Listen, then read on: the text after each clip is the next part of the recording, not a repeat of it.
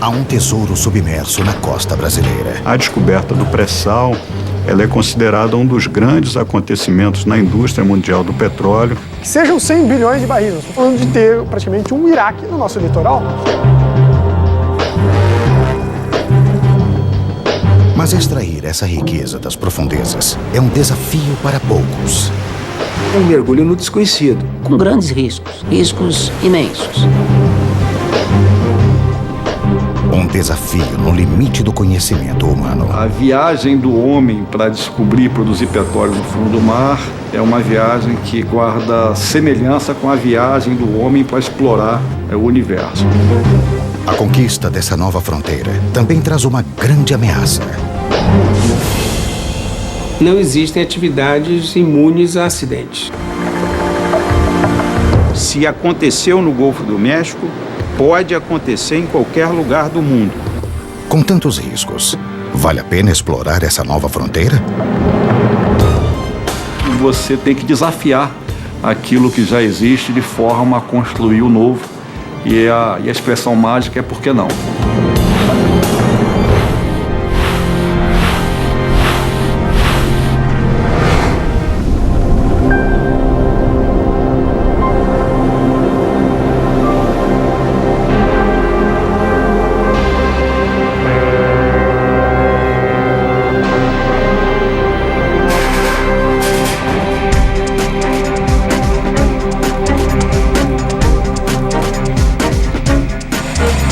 Em alto mar, a 300 quilômetros da costa brasileira, engenheiros e geólogos estão desbravando uma nova fronteira.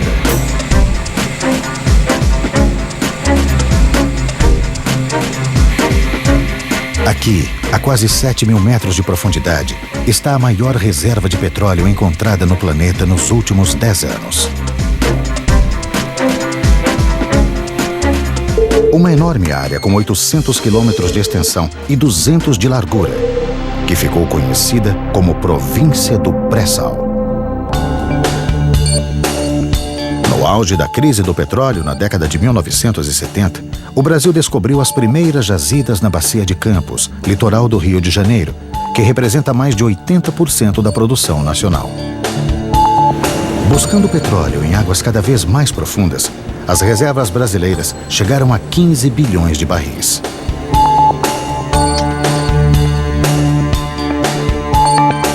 Mas na virada do século, ficou claro que para manter o volume dessas reservas, seria preciso descobrir novos campos. Então esse era o cenário que nós tínhamos naquele momento, tá? De buscar exatamente grandes reservas, com grandes riscos imensos. Os geólogos tinham uma ideia de onde procurar. Durante a separação dos continentes, há 130 milhões de anos, formaram-se grandes lagos entre eles. Ali viviam algas, bactérias e outros organismos que, depois de mortos, se depositavam no fundo e deram origem ao petróleo. Na medida em que houve a continuidade da separação dos continentes, começa a entrar a água do mar, ela fica confinada em determinados momentos e vai então criando essas grandes espessuras de sal. O sal estaria ali funcionando como um grande selo. Então todo o petróleo gerado e migrado na parte inferior desse sal teria enormes dificuldades de ultrapassá-lo. A primeira estratégia foi de coordenar um levantamento sísmico, aquisição sísmica 3D. Foi o maior levantamento 3D exploratório do mundo. Um navio que vai passando na superfície do mar e emitindo ondas, e essas ondas vão até o subsolo e são refletidas para a superfície e captadas por sensores na superfície. Seria comparável a um ultrassom do subsolo. As imagens mostraram sinais de que abaixo da camada de sal poderia realmente haver reservatórios de petróleo. A partir daí, desse modelo e do dado sísmico, o que falta é descer a broca e constatar que, de fato, aquele modelo e lastreado pelo entendimento sísmico, pela interpretação sísmica, se configura numa realidade, né? Em dezembro de 2004, uma sonda de perfuração foi enviada para a região. O ponto indicado pelos geólogos para perfurar o primeiro poço foi chamado de Paraty. A expectativa era imensa, né? 2, 3 poços secos poderiam colocar essa ideia por mais 10 anos aí na prateleira. Uma broca é levada até o fundo do mar por uma coluna formada por segmentos de 30 metros cada, conectados um a um.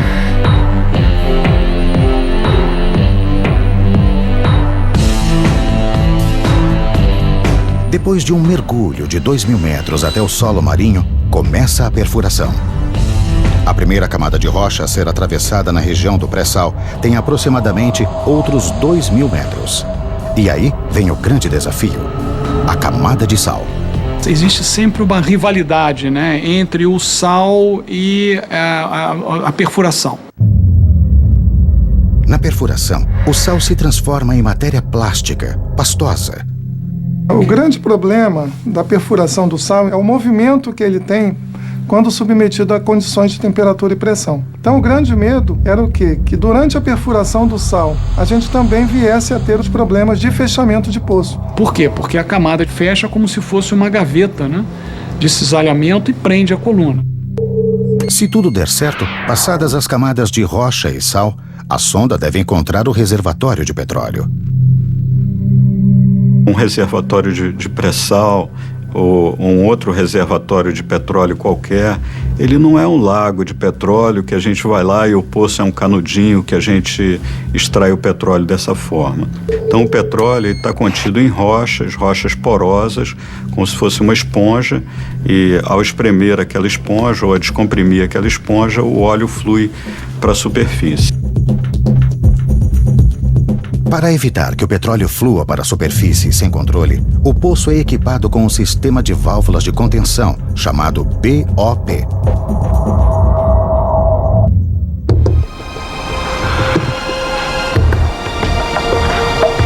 Durante 15 meses, a sonda perfurou o poço de Paraty até uma profundidade de 7.600 metros.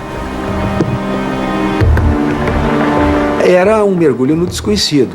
O mergulho custou bem mais do que previsto, 240 milhões de dólares. Na época, o poço mais caro da história mundial. Felizmente, nós só ficamos sabendo disso no final, senão talvez tivéssemos dificuldade de aprovação. E pior, contrariando todas as expectativas, no fundo do poço havia muito gás, mas quase nada de petróleo. Mesmo assim, Paraty é visto como um fracasso que deu certo. Então foi uma descoberta muito importante porque ela comprovou basicamente a existência de um sistema petrolífero ativo. Isso nos incentivou ao passo seguinte, que foi a perfuração do poço pioneiro de Tupi. Tupi seria a prova de fogo de todo o projeto. Tupi foi algo fantástico, porque Tupi a gente ia atravessar uma camada de mais de 2.000 metros de sal. Isso até então a Petrobras nunca tinha perfurado uma situação dessa.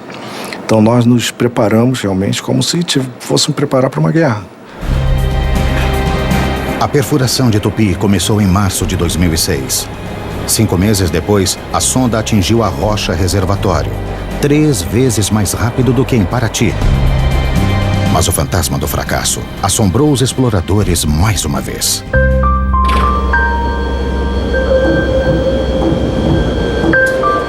O colega Gilberto me telefonou e ele falou: olha, nós já estamos na água e não tem petróleo. E ele falou: poxa, nós temos que ir avante, vamos avante, que não pode, né?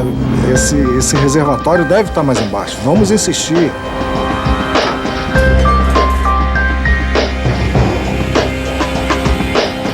Era impossível acreditar naquilo que me havia sido dito, né? Então, naquele momento ali, a gente fica, poxa, e tal, e agora o que a gente faz, né? Não, vamos adquirir mais dados, vamos fazer teste, vamos ver o que fluido que faz.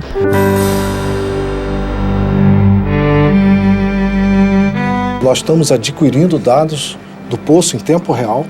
Ele chega aqui de forma que nós podemos interpretar, na hora que chega o reservatório, as características do reservatório em si. O Gilberto voltou a ligar para mim e disse: olha, Carminati, corremos o outro grupo de perfis e, de fato, estamos constatando ali uma coluna de petróleo interessante, com fluido livre, mobilidade, portanto tinha reservatório, etc. Enfim, o domingo iniciou aquela hora. Nós ficávamos de plantão aguardando esse momento aí e, pô, é um momento incrível, né? Os exploradores haviam finalmente encontrado petróleo. Ao mesmo tempo que você vive isso diariamente, você às vezes para e diz: meu Deus, será que eu estou sonhando? Mas para tornar o petróleo do pré-sal uma realidade, os exploradores ainda precisam percorrer um longo caminho.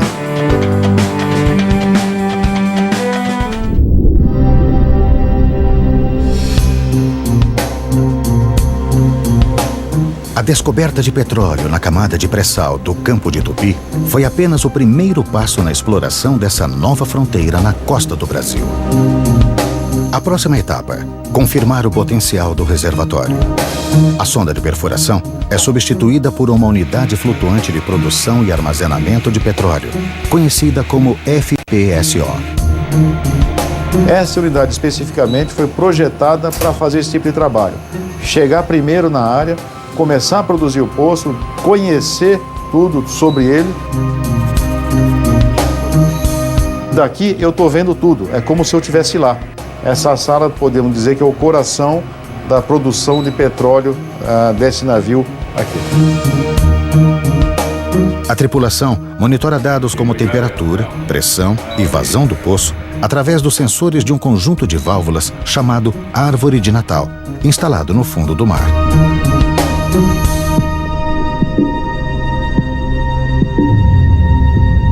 É a Árvore de Natal que controla o fluxo de petróleo que sobe pelos risers, dutos que ligam o poço ao navio.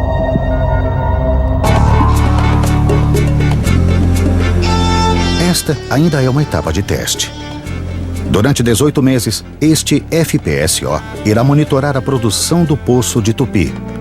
O objetivo é determinar a quantidade e a qualidade do óleo a ser explorado.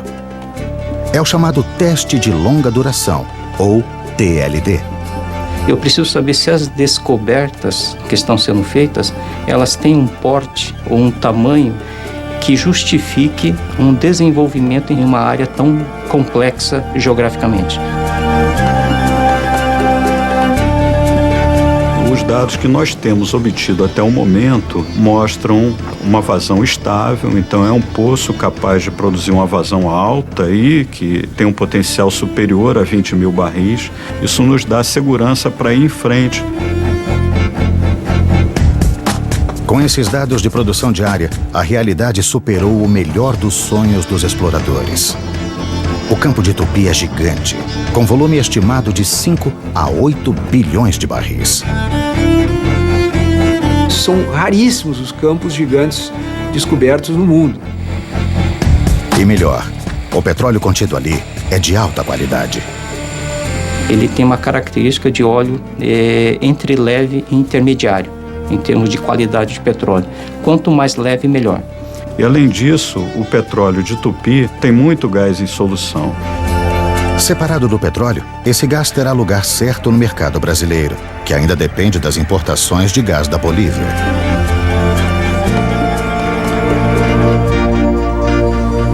Mas para trazer esses tesouros para a superfície em segurança, é preciso enfrentar situações extremas em alto mar.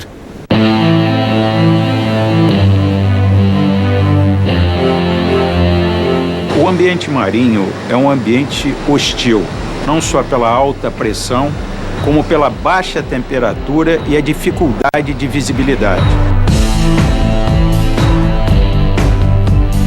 A unidade de produção ela vai ficar ali por 20, 30 anos. Então, ela também tem que ser dimensionada para suportar esses esforços aí das marés, dos ventos, correntezas e tudo que estiver relacionado.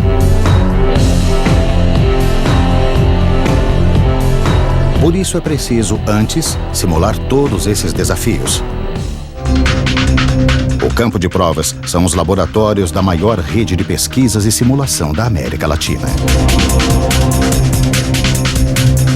Alguns deles estão na Universidade Federal do Rio de Janeiro. Esse laboratório é o Laboratório de Tecnologia Submarina da COPER. Ele simula equipamentos, dutos submarinos e comportamento de estruturas em grandes profundidades. No mar, quanto mais fundo, maior a pressão. Por isso, ela é considerada o inimigo número 1 dos equipamentos submarinos. É como se nós tivéssemos um elefante adulto com todo o seu peso sobre uma formiga pequena. Na exploração em águas tão profundas, os equipamentos são as formigas.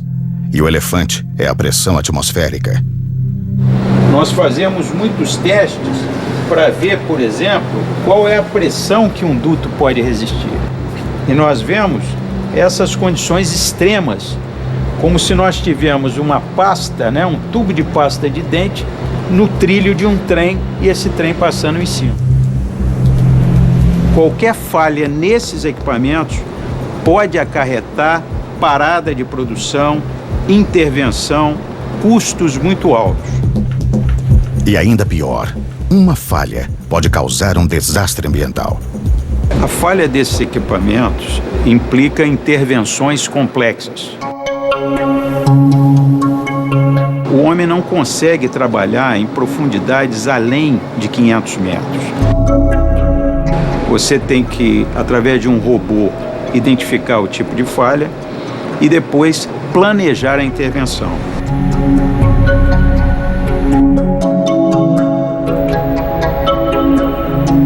Isso aqui é o ROV, é um veículo operado remotamente que ajuda bastante nas operações no fundo do mar. Então, tudo que vai ser feito lá embaixo precisa ter o acompanhamento pelo ROV.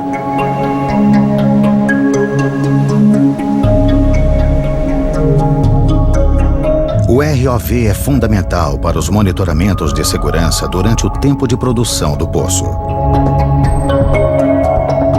E é este robô que precisa detectar um outro inimigo ainda mais difícil de identificar: a corrosão.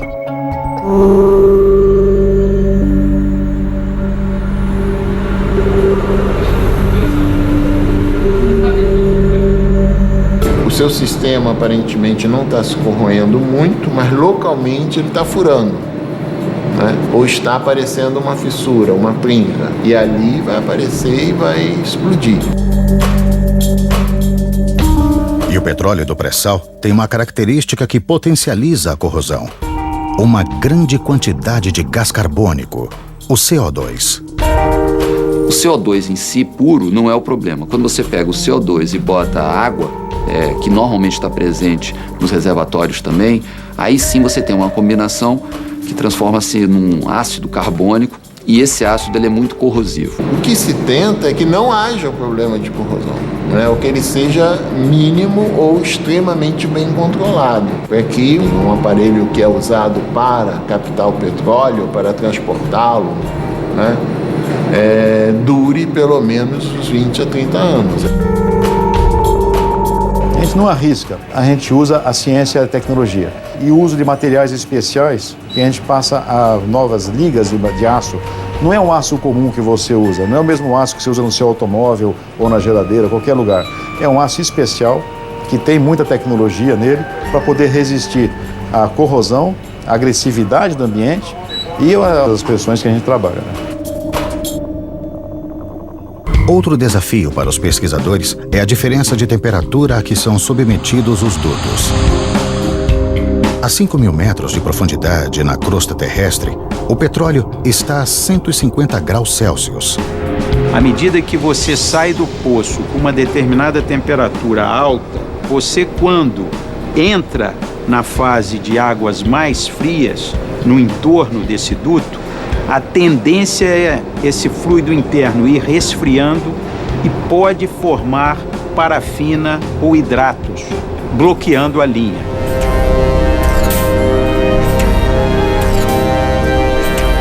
A partir destes testes, os pesquisadores elaboram a receita para a fabricação do melhor duto submarino. E ele tem nome de comida. Esse duto sanduíche, ele tem uma camada exterior e ele tem uma camada interior de aço. E tem uma camada intermediária de material polimérico. A ideia é que ele possa trabalhar de forma conjunta para aumentar a resistência às altas pressões e, ao mesmo tempo, dar a proteção em termos de temperatura para que a temperatura não baixe muito. Temperatura, corrosão e pressão são os primeiros inimigos enfrentados pelos novos equipamentos do pré-sal. Mas o caminho até a superfície terá forças ainda mais destrutivas.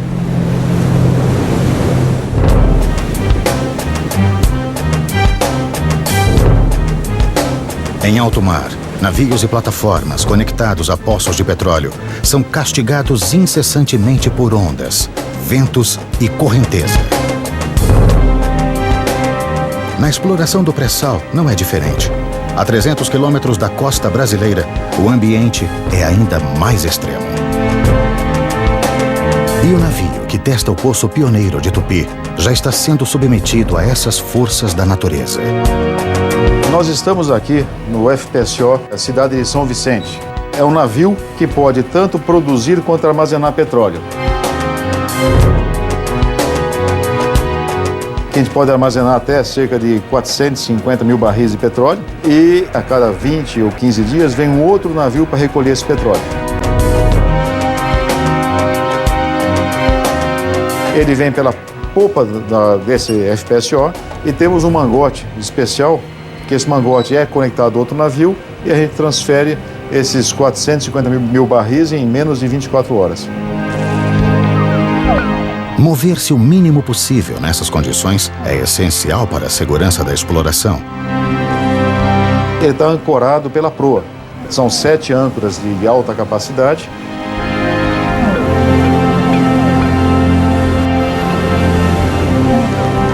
Essa tecnologia de ancoragem em águas profundas e ultraprofundas foi desenvolvida e patenteada por engenheiros brasileiros. O sistema usa barcos de apoio para lançar âncoras no formato de torpedo ao fundo do mar. Cada uma pesa mais de 130 toneladas.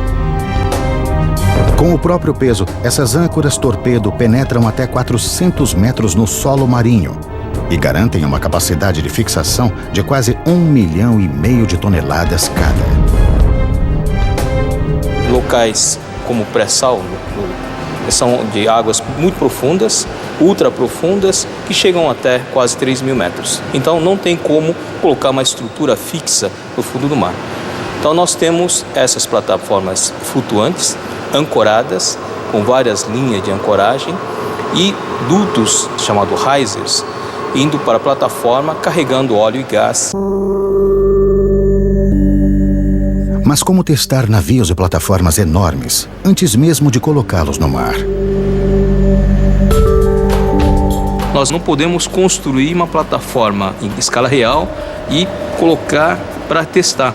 Não é como carro, que tem um protótipo menor que possa testar em loco. Então, nós fazemos um modelo em escala reduzida e testamos no tanque. No tanque de provas numérico da Universidade de São Paulo, os pesquisadores reproduzem os cenários mais extremos e até ondas improváveis.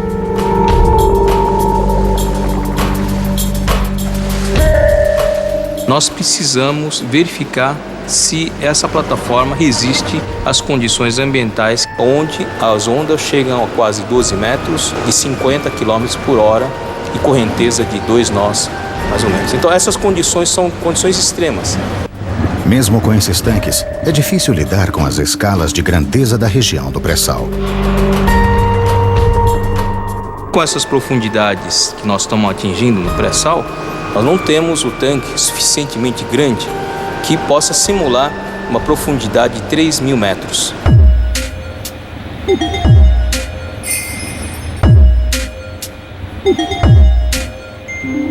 No tanque de provas, os pesquisadores geram dados sobre ondas, correntes marinhas e, em alguns casos, até ventos. As esferas flutuantes funcionam como pontos de referência para os sensores instalados em volta do tanque. Esses dados alimentam supercomputadores que criam simulações em que pesquisadores experimentam as condições mais adversas do pré-sal.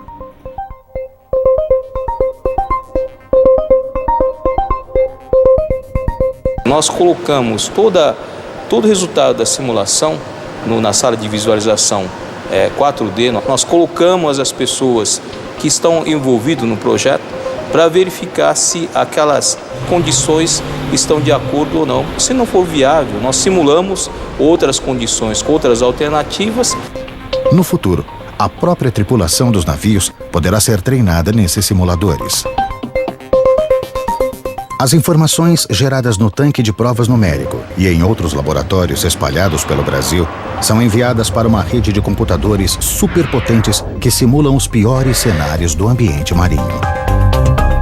O computador nos auxilia a interpretar essa complexidade do mundo real que nos cerca. Você pode considerar os efeitos de uma temperatura, de um aquecimento, o efeito de um ataque químico sobre o material que compõe essa estrutura. Então, você vai tornando o seu problema cada vez mais complicado. Isso demanda um computador cada vez mais poderoso. Todas as simulações em laboratório e testes em alto mar estão confirmando que é possível desenterrar o tesouro da camada do pré-sal. Mas, uma vez na superfície, todo o petróleo e gás que devem ser extraídos criam um novo desafio. Um pesadelo logístico.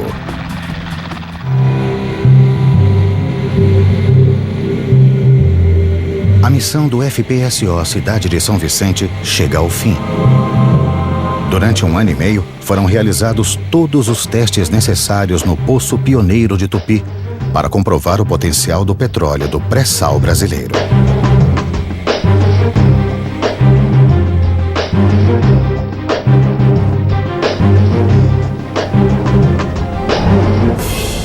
No lugar do Cidade de São Vicente, entra em operação um FPSO maior, o Cidade de Angra dos Reis, com capacidade para produzir 100 mil barris de petróleo e 35 milhões de metros cúbicos de gás por dia.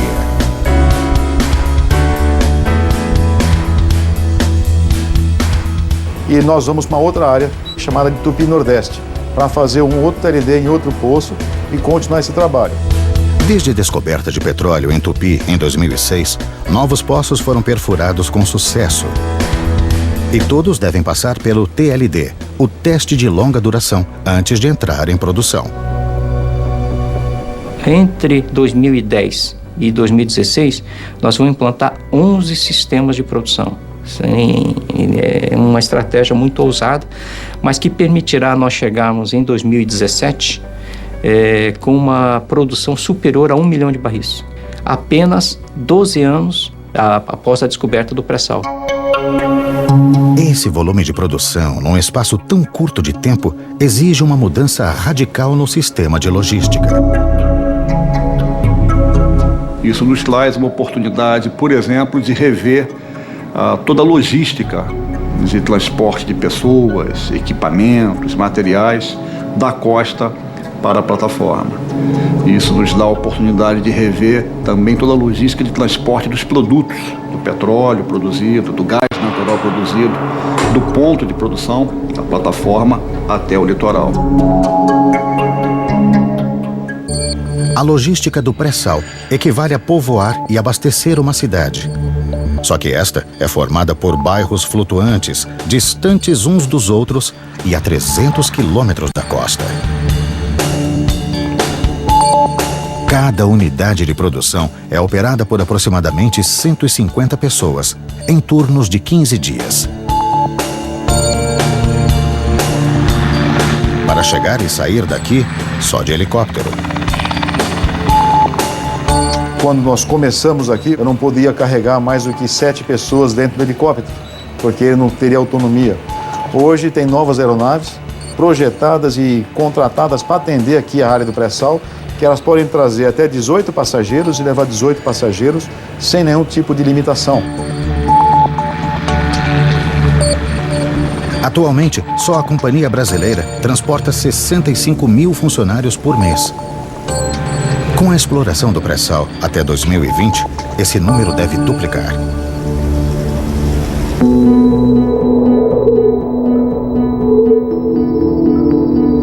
Dirigíveis já são utilizados em algumas situações militares para transporte de grande número de pessoas, em situações complexas. Esses dirigíveis pousariam em terminais flutuantes, posicionados a meio caminho entre o continente e as unidades de produção, para armazenar combustíveis e outros materiais. Os passageiros seriam então transportados em helicópteros menores até as plataformas. Mas ainda há um problema logístico que está tirando o sono dos engenheiros. O que fazer com a grande quantidade de CO2, o gás carbônico, misturado ao óleo e gás do pré-sal? O gás em solução, ele tem algum percentual, no caso de Tupi, uma faixa de 8 a 12% de um contaminante, que é o CO2. O gás carbônico é o principal vilão do efeito estufa, que é apontado por muitos cientistas como responsável pelo aquecimento global. Por isso a preocupação de não liberá-lo para a atmosfera. Existe uma proposta de reinjeção desse CO2 para poder aproveitar esse CO2 para gerar energia no reservatório como um poço injetor. Poços de reinjeção já são utilizados na indústria do petróleo para aumentar a produtividade. A nossa tradição é injetar água do mar para manter a pressão dos reservatórios e garantir níveis altos de produção. Isso é fundamental, ainda mais no ambiente de águas profundas. Se a reinjeção do CO2 der certo, os engenheiros resolverão 2 problemas de uma só vez. Todas as descobertas já confirmadas no pré-sal brasileiro indicam que as reservas devem chegar a 16 bilhões de barris. E isso considerando apenas 25% da província do pré-sal. As previsões mais otimistas são de que ali existam até 120 bilhões de barris de petróleo e gás. Um tesouro que gera grandes perspectivas e também grandes riscos.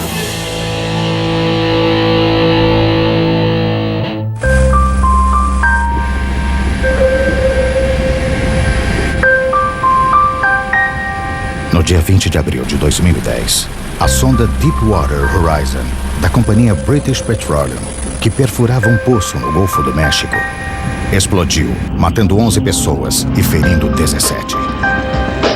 Iniciou-se uma ignição e incêndio.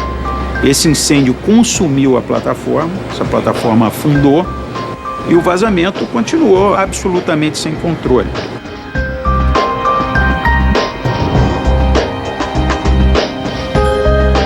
Começava ali o maior desastre ambiental da indústria do petróleo.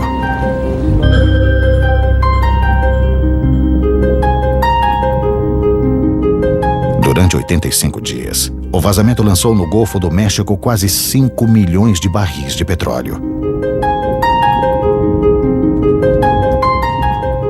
O acidente superou o do petroleiro Exxon Valdez, ocorrido no Alasca em 1989.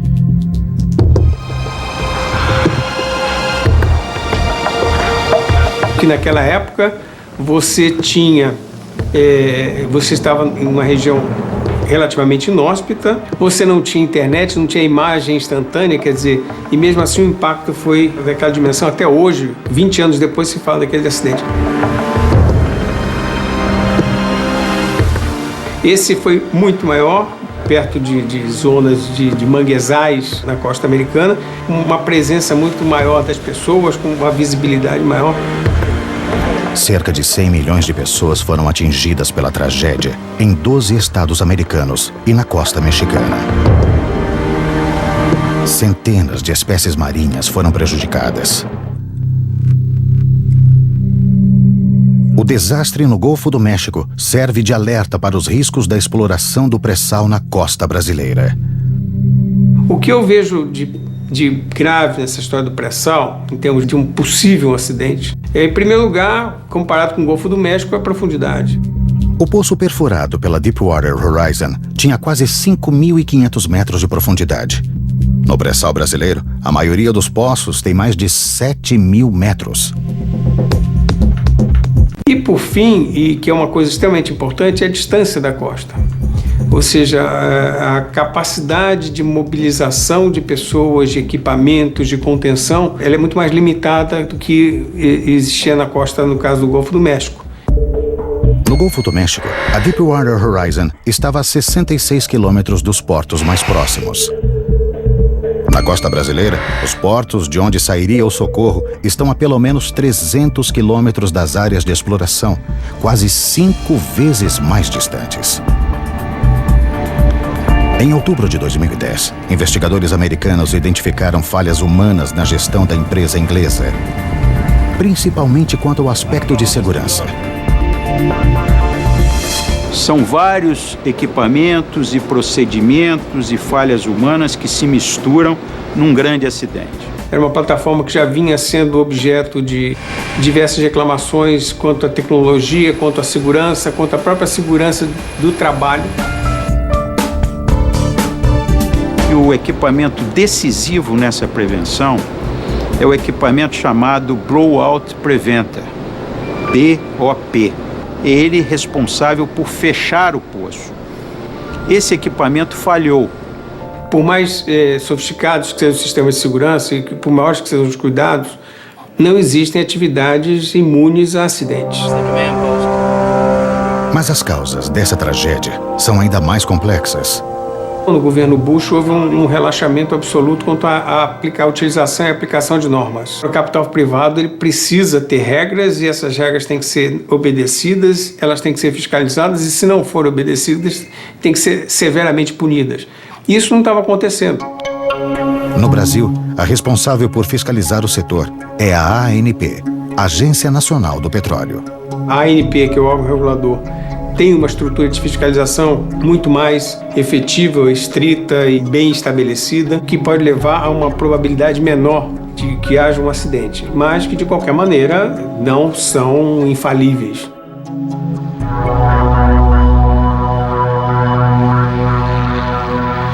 O Brasil também já enfrentou acidentes graves.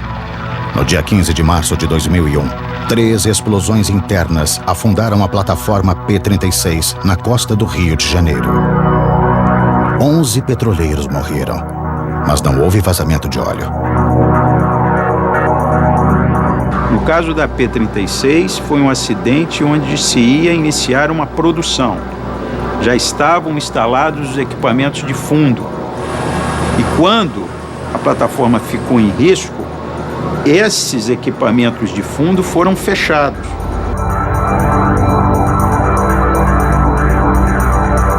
Além da ameaça ambiental, o pré-sal traz também outros riscos. Porque o nosso sucesso pode incomodar outras grandes potências. Nós estamos falando de ter praticamente um Iraque no nosso litoral. Para ter mais controle sobre o pré-sal, o governo brasileiro quer aumentar a largura de suas águas territoriais.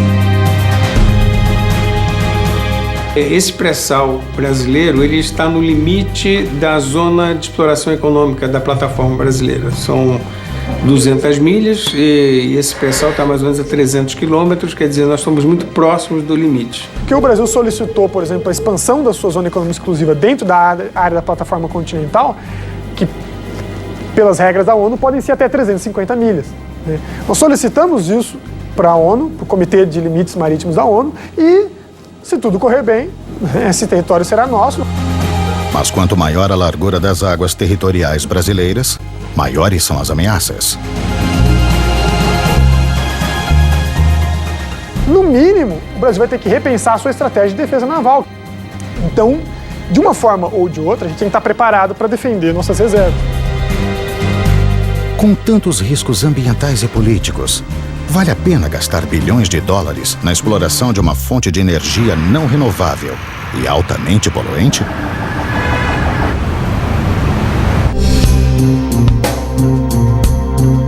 Anos de pesquisa, desenvolvimento de tecnologia de ponta, bilhões de dólares em investimentos para explorar uma fonte de energia não renovável e nociva ao planeta. O desafio do pré-sal é motivo de orgulho e muitas dúvidas. O petróleo tem seus dias contados.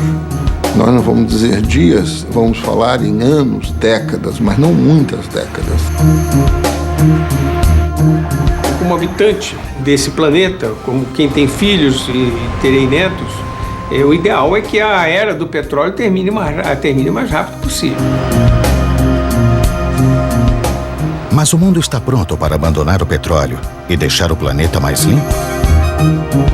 Mesmo que a gente substitua o petróleo como fonte de combustível, se a gente pare de queimar petróleo, o que seria ótimo, uma série de indústrias hoje utilizam matéria-prima essencialmente derivada de petróleo. Você está apostando no século XXI na energia que foi a energia do século XX, quando os outros países já estão hoje pensando no que será a energia do século XXI e do século XXII. Agora, é uma aposta e não quer dizer que a exploração do pré-sal no Brasil deve ser interrompida por conta disso.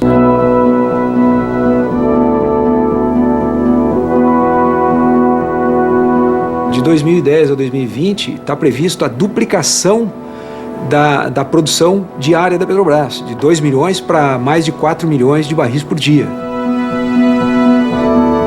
O que o Brasil precisa pensar bem é não pretender se tornar um grande exportador do petróleo, como uma nova Arábia Saudita, que ele não é, e sim saber fazer a transição, usando o petróleo para gerar recursos para que se desenvolvam as outras tecnologias que vão substituí-lo.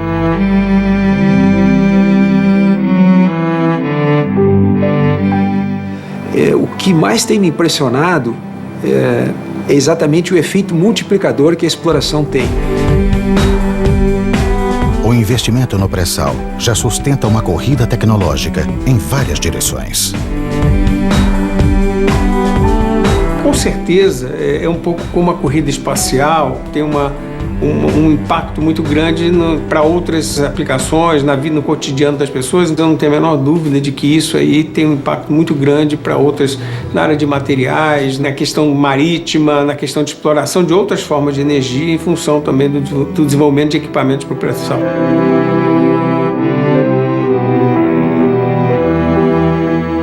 O pré-sal representa o petróleo que o Brasil usará nos próximos 30, 35, 40 anos.